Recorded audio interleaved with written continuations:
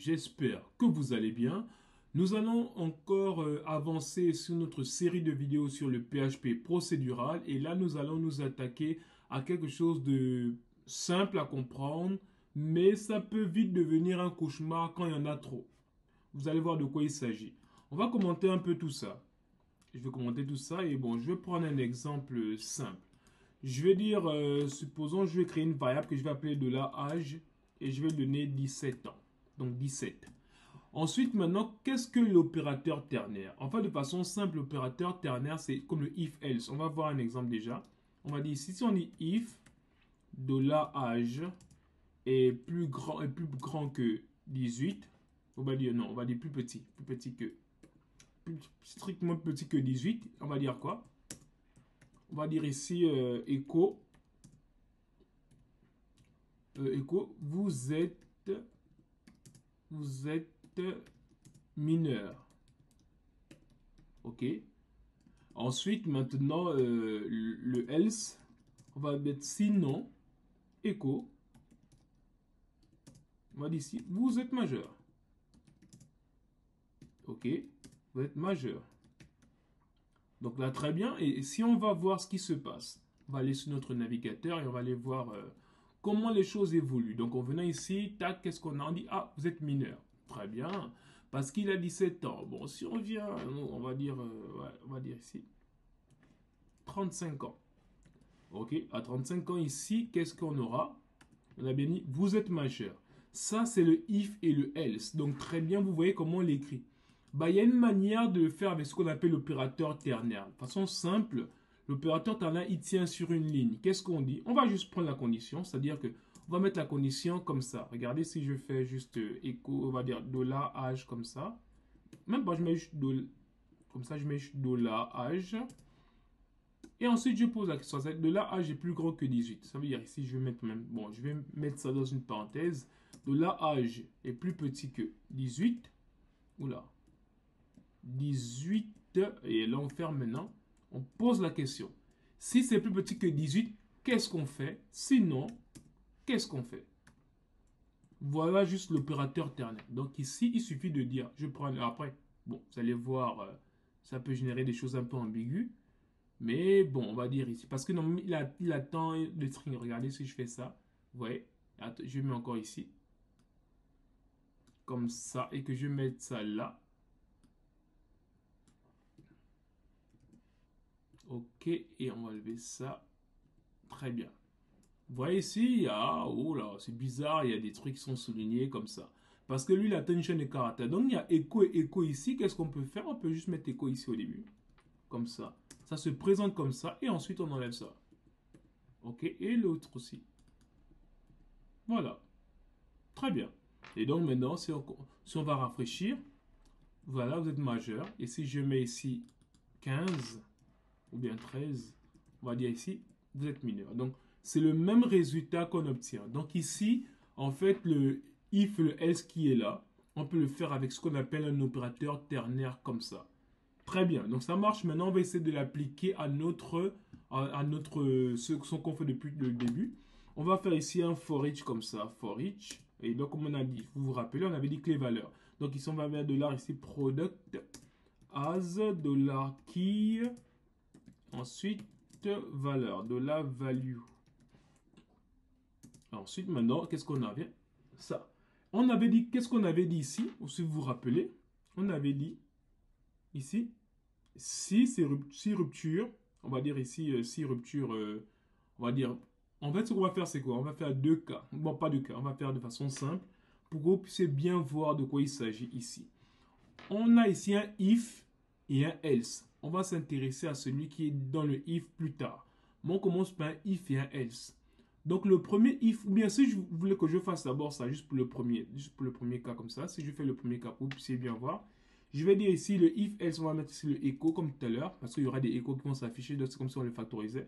Donc ici on va mettre le echo et on va donner notre condition ici. Notre condition c'est laquelle? C'est que si la clé est égale à rupture, qu'est-ce qu'on fait? Et donc ici, qu'est-ce qu'on fait? C'est-à-dire, on va juste afficher juste rupture de stock. OK? On va juste afficher ici. rupture de stock. Bon, si c'est pas rupture de stock, qu'est-ce qu'on fait? Bon, je fais on va dire un champ vide comme ça. Ok, donc si je viens et que je rafraîchis ici, vous voyez, ici on a bien rupture de stock. Ah, j'ai pas commenté ce qui était fait précédemment. Ok, donc ici on va commenter tout ça et on va revenir. Vous voyez ici on dit bien rupture de stock. Donc là dans notre cas, on a bien ici, dans notre cas ici, on a bien vu un rupture de stock qui marche bien. Mais nous le problème c'est qu'on veut faire if sur tout ça. Mais le problème c'est que regardez bien, il y a un if. Là ça on a fait juste le if ça. Vous voyez, on a dit si c'est vrai, c'est ça. Si c'est pas vrai, c'est le truc vide. Maintenant, comment on va mettre le deuxième qui est là? Vous voyez? Donc, en fait, c'est comme si en un mot, on a dit, comment je peux vous dire ça de façon simple? Comme si je veux prendre juste le cas ici, le if ici et le else. On va ignorer ça. Je vais ignorer d'abord ça. Je vais faire un écho comme ça. Et on va dire maintenant $key égale rupture. Ok. Rupture. Rupture. Ok, donc, si maintenant c'est égal à rupture, qu'est-ce qu'on fait? Donc, qu'est-ce qu'on fait? C'est le truc, il est là. On a deux choses. Comme on a dit, on a deux cas. Donc, soit on met un premier cas, soit on met un deuxième cas. Voilà les deux cas. Et là, maintenant, c'est terminé. Ok, maintenant, nous, le premier cas, c'est quoi? Le premier cas, c'est celui-là. Si c'est égal à rupture, on est là, le premier cas. Le deuxième cas, c'est ça. Donc, on peut déjà prendre celui-là, pour mettre comme le deuxième cas. Parce qu'on fait juste un if-else. Donc, voilà. Si on a rupture, il y a quelque chose qu'on va faire. Sinon, on fait ça. Et donc, le sinon, c'est ce qui est là. Donc, le premier cas, le if, le else. Donc, le if, là, c'est celui qui est ici. On fait ça, s'il y a ça. On fait le premier.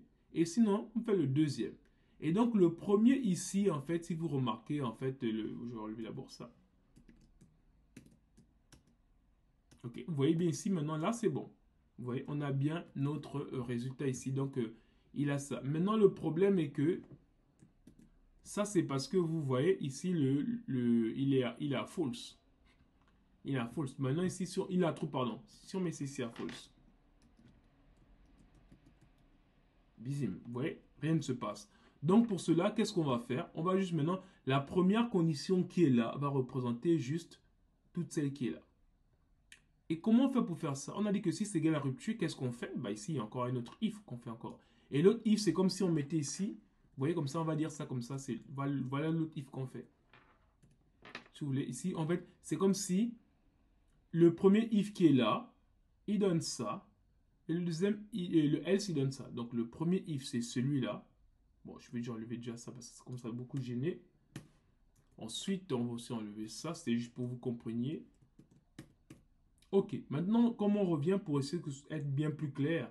On a dit ici, le premier if, c'est celui-là. Qu'est-ce qu'on fait?